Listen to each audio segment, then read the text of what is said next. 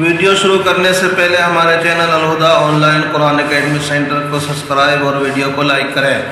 بسم اللہ الرحمن الرحیم۔ اسلامی تاریخ۔ حضرت شموئیل علیہ السلام۔ حضرت شموئیل علیہ السلام کا سلسلہ نسب حضرت ہارون علیہ السلام سے ملتا ہے۔ بنی اسرائیل جب سرزمین فلسطین میں داخل ہو گئے تو ان پر ایک ایسا زمانہ گزرا کہ ان میں نہ کوئی نبی یا رسول تھے اور نہ ہی کوئی حاکم، چنانچہ پڑوسی قومیں ان پر حملہ کرتی رہتی تھی۔ ایسے زمانے میں بنی اسرائیل کی اصلاح و قیادت کے لیے اللہ تعالیٰ نے حضرت شموئیل علیہ السلام کو نبی بنایا۔ انہوں نے قوم کی درخواست پر حضرت طالوت کو ان کا بادشاہ بنایا۔ بعض لوگوں نے اعتراض کیا تو حضرت شموئیل علیہ السلام نے فرمایا اللہ تعالیٰ کے حکم سے ہے اور اس کی نشانی یہ ہے کہ تمہارا صندوق جس میں نبیوں کی میراث تھی اور جس قوم عمالقہ لے کر چلی گئی تھی، فرشتے وہ صندوق انہیں لا کر دیں گے۔ چنانچہ ایسا ہی ہوا، فرشتوں نے وہ صندوق حضرت طالوت کو پہنچا دیا اور حضرت طالوت بادشاہ بنا دیے گئے۔ حضور صلی اللہ علیہ وسلم کا معجزہ، اونٹ کا حضور صلی اللہ علیہ وسلم کی فرما برداری کرنا۔ حضرت جابر بن عبداللہ رضی اللہ عنہما فرماتے ہیں کہ ایک مرتبہ ہم رسول اللہ صلی اللہ علیہ وسلم کے ساتھ سفر سے آئے۔ جب ہم لوگ بنو نجار کے باغ کے پاس پہنچے تو دیکھا کہ باغ میں ایک اونٹ بیٹھا ہوا ہے جو بہت غصے میں تھا۔ باغ میں جو بھی جاتا اس پر حملہ کر دیتا۔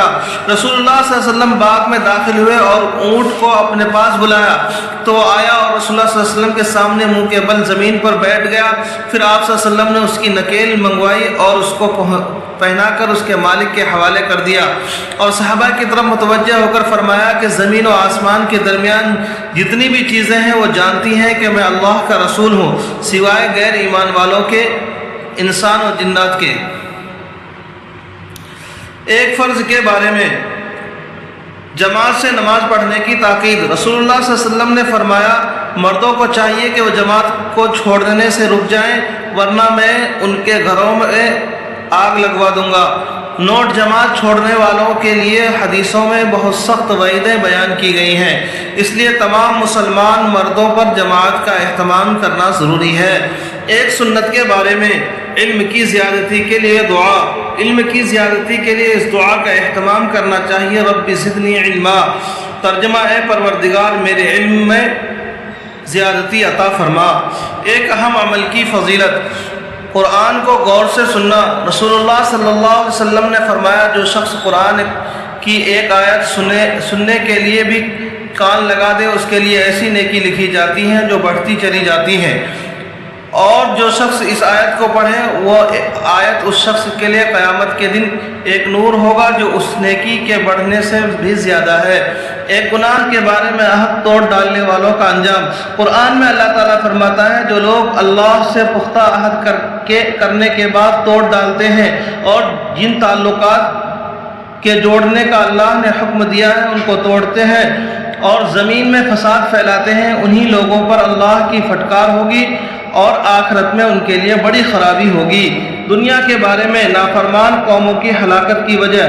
قرآن میں اللہ تعالیٰ فرماتا ہے ہم نے ایسی کتنی بستیوں کو ہلاک کر ڈالا جن کے رہنے والے اپنے سامان عیش پر فخر کیا کرتے تھے، اب ان کے یہ مکانات پڑے ہوئے ہیں جن کو ہلاک ہونے کے بعد سے اب تک بسنا نصیب نہیں ہوا مگر بہت تھوڑی دیر کے لیے، آخرکار ہم ہی ان کے وارث ہوں گے۔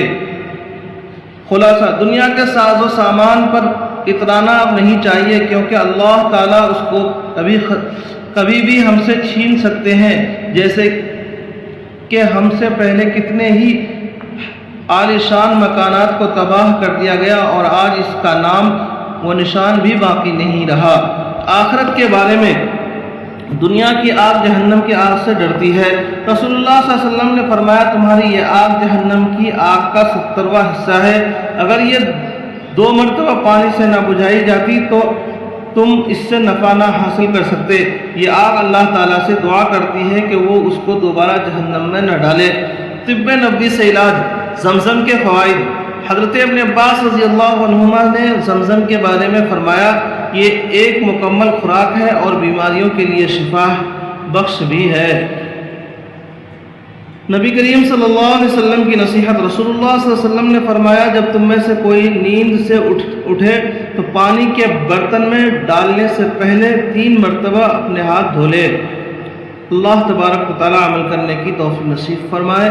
چینل کو سبسکرائب اور ویڈیو کو لائک کریں۔